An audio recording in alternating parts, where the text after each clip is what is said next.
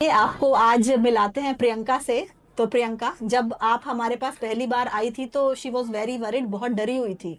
तो बताएं कुछ। हाँ मैम, मैं बहुत डरी हुई थी। नॉर्मल मतलब डिलीवरी के लिए इतना डरी हुई थी कि मुझे रात को नींद तक नहीं आती थी। She opted for painless labour. और ये पहले दिन मेरे पास आए थे आप, हाँ, और ये सारा पूछ के गए थे। तो आप इसके बारे में बताएं। मैं पहले दिन आई भी थी, मैम से पूछ के गई पेनलेस लेबर के बारे में, और मैंने चेक भी करवाया तो मैम ने बोला कि आपका 2 फिंगर माउथ खुला हुआ है, आप एडमिट हो जाओ।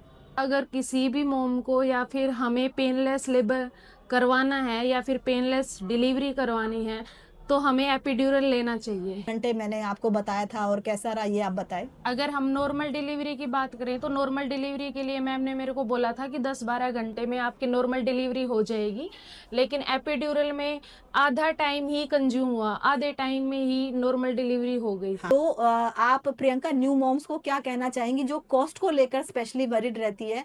तो क्या इसकी कॉस्ट आपके हिसाब से जस्टिफाइबल थी, या ज्यादा थी, या कम थी? आप ये प्लीज बताएं। स्टार्टिंग में तो हमें भी कॉस्ट थोड़ी ज़्यादा लगी, लेकिन जब हमने एक्सपीरियंस देखा तो उस टाइम पे यही लगा कि न्यू मॉम्स को अपने एक्सपेंसेस में से थोड़ा थोड़ा बचा के 9 महीने तक रखना चाहिए, और लास्ट में पेनलेस डिलीवरी ही करवानी चाहिए, क्योंकि इसके बहुत अच्छे रिजल्ट्स हमने देखे हैं।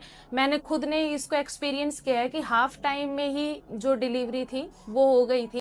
Thank you very much. एक लाइन में आप क्या कहना चाहेंगे कि एपिड्यूरल लेना चाहिए या नहीं? मैं न्यू मॉम्स को यही कहना चाहूँगी कि एपिड्यूरल हमें लेना चाहिए, और ये बहुत अच्छा एक्सपीरियंस है।